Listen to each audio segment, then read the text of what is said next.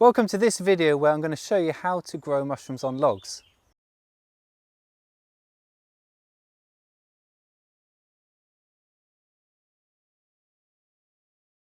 Hi there and welcome to this module where we're going to teach you how to grow mushrooms on logs.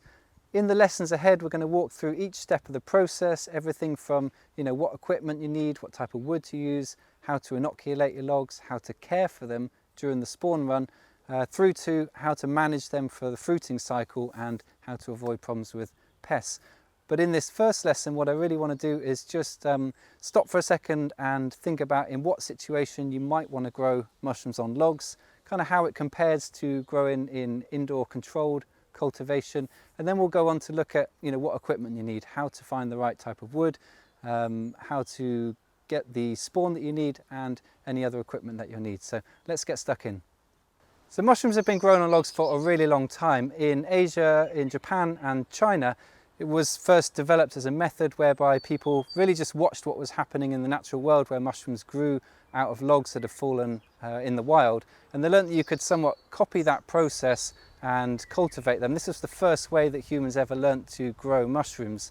And these days you'll see large commercial mushroom farms in Asia growing mushrooms on logs and really all across the world. We personally don't choose to grow them in this way because it's quite a labour intensive method, but if you do happen to have a load of wood that you've felled from your woodland, or perhaps someone, tree surgeon or woodsman, you can source some hardwood logs, and it's a really nice way of growing mushrooms, either just as a hobby or maybe on a semi-commercial basis. So in this video today I want to just share with you the method and walk you through step by step how to grow mushrooms on logs. Alright, so the first step is you're going to want to source the correct logs, and generally speaking most mushroom varieties that you're going to want to grow prefer to grow on hardwood logs, so that's species like oak or alder, maybe beech or birch. Most hardwood logs work pretty well for this, but you'll find that certain varieties like other species more than others, so just have a little look around and do a bit of research on that. The best time of year to get your logs is in the winter. All the sugars and energy accumulated during the growth in the summer months is locked up in the wood, and your mycelium is going to feed well on that. It's also when most felling of trees is done, so try and source your wood kind of through the winter as you're coming out into spring, and you want to be making sure that they're from healthy trees, no disease or existing fungi growing on the wood at all, and you want to be inoculating them within 2 weeks of when the trees or the wood have been felled in an ideal world, and that's because if you leave it any longer the logs start to dry out. So you want to look for logs that are about 4 to 6 inches in diameter, that's about 10 to 15 centimeters or so, and in lengths of anywhere between 2 and 6 feet, whatever's easy for you to carry. Most people find around about 3 to 4 feet or around about a meter is about what's easy to move around and carry. So once you have your logs sourced, there's a few other things you're going to need. You're going to need some dowel spawn, and that's got the mushroom mycelium growing on some little pieces of wood dowels. You can also use sawdust spawn for this, but you need a separate tool for that. So in this video I'm just going to talk you through how to do it with wood dowels, which is probably the most common way that people tend to inoculate mushroom logs. You're also going to need a drill bit that is purposely made for going through wood, and that's probably going to be an 8 or 9mm drill bit piece depending on the side of your dowels. There are other ways you can go about this, like if you've got an angle grinder you can get an adapter. That's going to make it much quicker if you're doing larger batches of logs, but in this example we're just going to show you how to do it with an electric drill and an 8mm drill bit with the wooden dowel spawn. In addition to that, you're going to want some kind of wax because we're going to be sealing over the holes after we've drilled and plugged them with the spawn.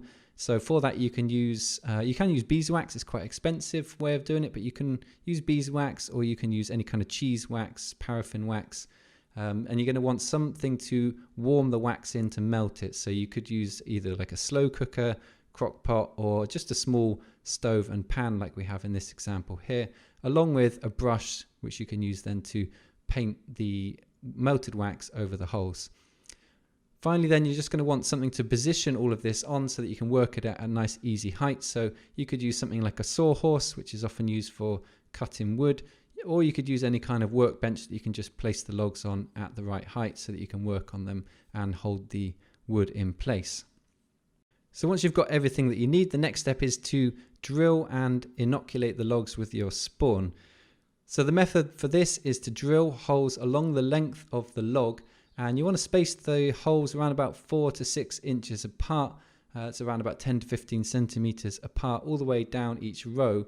And then you want to drill another line of holes slightly offset, so you've got a bit of a diamond pattern, and you're going to want that next row to be spaced around about 2 to 3 inches around the logs, so that you have a little bit of space between the rows with this offset diamond pattern between them. So continue to drill all the holes in the logs. Once you have all the holes drilled and ready, next step is to plug them with the spawn. So you're going to place the inoculated dowels over the holes, line them up along the holes, and then you can just come along and knock them in with a hammer or a mallet until they're flush with the surface of the log. Finally then, you're going to want to seal the holes up with some melted wax, and the purpose of this really is twofold. One is just to seal the inoculated log into the wood and to stop it from drying out, so the wax stops it drying out, but it also stops any insects getting in and nibbling away on the mycelium, which some of them do like to do. There's also an option to seal the end of the logs with wax. If you have enough wax, and depending on how many logs you're working with, you may decide to seal the end of the logs. It also again helps to seal in the moisture on the log and stop it from drying out, but it's not absolutely necessary. We haven't done that in this case here. So in this lesson, we're going to walk through the process of spawn run and log care during the colonization phase. So you've got your logs, you've just impregnated them with the dowels, and what you want to do at this phase really is just provide the ideal conditions for this spawn to start to leap off from that dowel and grow its way through the wood. And in my opinion, this is the most crucial phase of the process of growing mushrooms on logs. How you manage them during this time is going to dictate whether they work or not. And in particular, the main thing that we're trying to avoid is the logs drying out. If they dry out, or if they get too dry, you're going to stunt the growth of the mycelium or potentially even kill it, and that means you won't get any mushrooms at the end of the process. So everything we're doing at this phase is with that in mind. So the first thing we're going to do is just choose the right location. Now the ideal location is a kind of woodland-like environment, so if you happen to already have access to some woods, then that's a perfect spot in order to sort of place your logs within. If you don't, then maybe just try and find a naturally shady spot like we have here. It's just under one large tree that's got a good bit of shade cover. This is a good spot to position your logs underneath as well. And if you don't have access to any naturally shady spot like this, then you can of course create one. You can buy shade netting that's sort of 80, 70 or 80% shade cover, and you can just construct some kind of a frame, cover it with the shade netting, and that will give you a sufficient bit of shade in order to just prevent the sunlight from drying your logs out. So you're looking for somewhere that's in the absence of sunlight, but also ideally somewhere that's out of any strong winds or drafts, which will also dry the wood out and kill the mycelium. Now in addition to that, the ideal spot is also somewhere close to some water, because later on in the process, in the following lesson, you're going to talk about fruiting your logs. Ideally you have a large body of water that you can dunk them in order to initiate fruiting. So that can really be any type of environment. It could be a pond, it could be a river, or it could just be somewhere that's next to a tap so that you can fill up some kind of large container with water to soak the logs in. But ideally you do want somewhere with some access to water, or at least somewhere that you can extend a hose to. So that is the location. Moving on from there, then how do you actually stack them? So the way that we like to do it is to stack them on pallets, and the reason for that is you want to move them slightly up off the ground. If you leave your logs directly in contact with the ground, they'll tend to rot or become infiltrated by other organisms. You'll get insects in there eating their way through the bark. So you want to lift them slightly off the ground, and a pallet is just a nice easy way to do that, but you can of course use any other kind of thing. You could use breeze blocks or other bits of wood. You want to just lift them up a bit to get a bit of airflow underneath the logs. And from there you just want to stack them, and we like to do that in a grid-like shape. As you can see in the clip here, just sort of stacked in opposite directions in a grid. You want to leave a little bit of space in between each log. You don't want them right up against each other. If you do that, then you don't really get enough air circulation around. But at the same time, you want them quite closely packed so that there's not too much space around for the wind or air to get in and really dry dry the logs out. So you stack them up on top of each other, and if you don't have a particularly shady spot, you might want to put some shade netting over the top as well. And then that's it really. You're just leaving them there during this period. It's going to be 12 to 24 months whereby the spawn is running its way down through the log, and during that time your job really is twofold. First up, you want to just monitor the logs, keep an eye on them, and what you're looking out for is ideally you're going to start seeing signs of white mycelium, or it may be black depending on the variety you're growing. You'll see these signs starting to appear on the end of the log. That's a sign that the spawn has run its way down to the end of the log and it's starting to show signs that it's reaching full colonization. And that's what you're looking for. It's a really good sign if you see that. You may see other fungi starting to grow on the log in this period, and we'll cover that in the other lesson on pests and diseases, but just so you know, this is also something to look out for during this period of time, and you can check that lesson out to learn a bit more about what types of competing fungi you might see and whether or not they're a big problem. Alongside just monitoring your logs, you also want to really try and make sure they don't dry out, and aside from just finding a naturally humid spot, the next best thing you can do is to actually water your logs during this incubation period, especially during periods of dry weather or really hot weather during the summertime, or it could even be in the winter if you have really dry winter air. During that time, that's when your logs are most likely to dry out, and so you can combat that somewhat just by watering them frequently. As you can see, we've done in the clip here with the sprinkler system, just giving them a good drench. We do that every week during the dry periods for about 2 hours a week, just to wet the logs and keep them nice and moist. And at that point, you know that it's pretty much fully colonized throughout the log.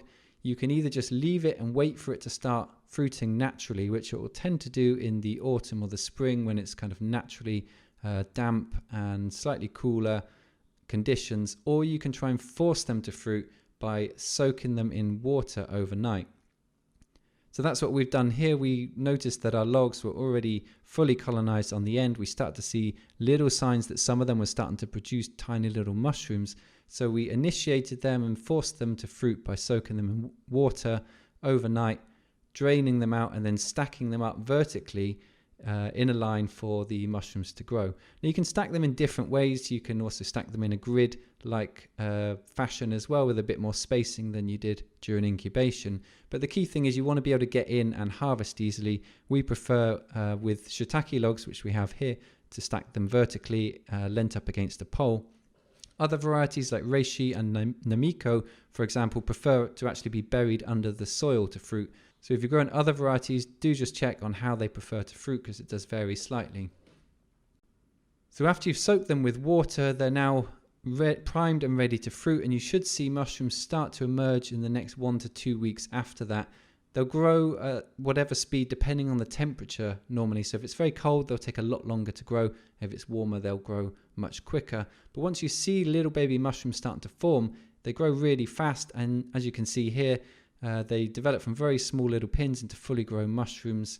Beautiful process to watch, and do check in on them regularly during this phase, because it could be as short as just 4 or 5 days in the warmer weather. It might be as long as 2 weeks in colder weather. But keep an eye on them, and in particular you want to make sure you don't harvest them too late. If you harvest them too late, by that point they're dropping a load of spores. They tend to attract other pests like slugs or flies who will come along and eat your mushrooms instead of you. So do get there earlier. It's much better to harvest too early than it is to harvest too late. And at that point you've harvested your first crop of delicious mushrooms off of your log, and really you've got a choice here. You can just leave the log in situ and it will fruit again when it's ready and the conditions are naturally right, or if you want, you can try and force them to fruit around about 6 weeks later. You go through the process again of soaking in water, putting them back in the fruiting position, and if they're ready, they'll produce another crop for you then. If you're wondering, your log will continue to produce like this for between 3 and 7 years, depending on the diameter of the log and the type of wood and the variety that you're growing. But it'll keep going for quite a few years, keep throwing out mushrooms throughout the spring to autumn time if you manage them well, producing you a lovely crop of mushrooms. So that's how to grow mushrooms on logs, and I hope you found that information useful. Go ahead and give it a try, source some wood and see how you go. And if you're interested in finding some other ways to grow mushrooms in a kind of low-tech simple hobby way, check out our video on how to grow mushrooms at home. You might also want to watch the other video we made on how to grow mushrooms outside in a wood chip bed, both of which are nice, easy methods to get started growing mushrooms. And if you've enjoyed this video, do subscribe to the channel for future videos like this. Thanks a lot for watching. We'll see you next time.